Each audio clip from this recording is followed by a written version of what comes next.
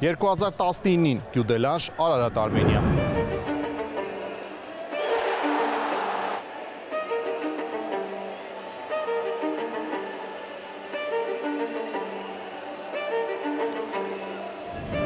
«2020-ին Արարատ, Արմենիա, Ցրվենա Զվեզդա։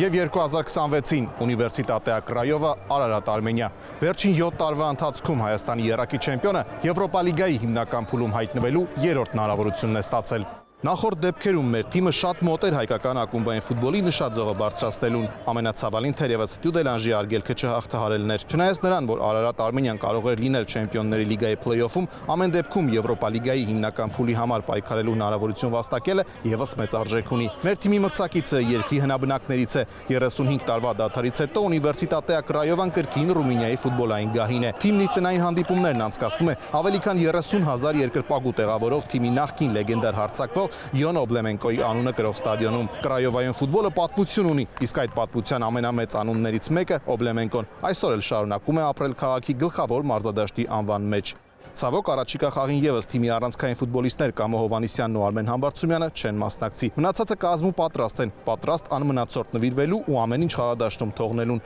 հանուն մեկ նպատակի։ Մեզ համար շատ կարևոր է, որ կարողանանք գնդակը եւ ընդհանուր առմամբ խաղը վերահսկել։ Մեզ համար կարևոր է մեր ինքնությունը չկորցնելը։ Ես միշտ դա եմ ասում իմ խաղացողներին։ Երբ ես ֆուտբոլ էի խաղում եւ կիսապաշտպան էի, շատ ավելի հարմար էր, երբ թիմը գնդակով էր։ Մինչեւ այս մենք շատ ուժեղ թիմերի հետ ենք խաղացել եւ այդ հանդիպումները մեզ օգնել են տակտիկապես աճել։ Մենք արժանիորեն ենք հայտնվել այստեղ։ Նվազագույն առաջադրանքը կատարել ենք։ Հիմա գնում ենք շատ ավելիի հետևից։ Անկախ նրանից, թե որ դիրքում եմ խաղում, հաճույքով եմ խաղում։ Ես վայելում եմ այս հանդիպումները խաղալով երկրպագուների համար, խաղալով այս մակարդակում եւ այսպիսի ստադիոններում։ Ամենակարևորն այն է, որ ակումբը հաջողի, քանի որ մինչեւ այս մեծ աշխատանք են կատարել։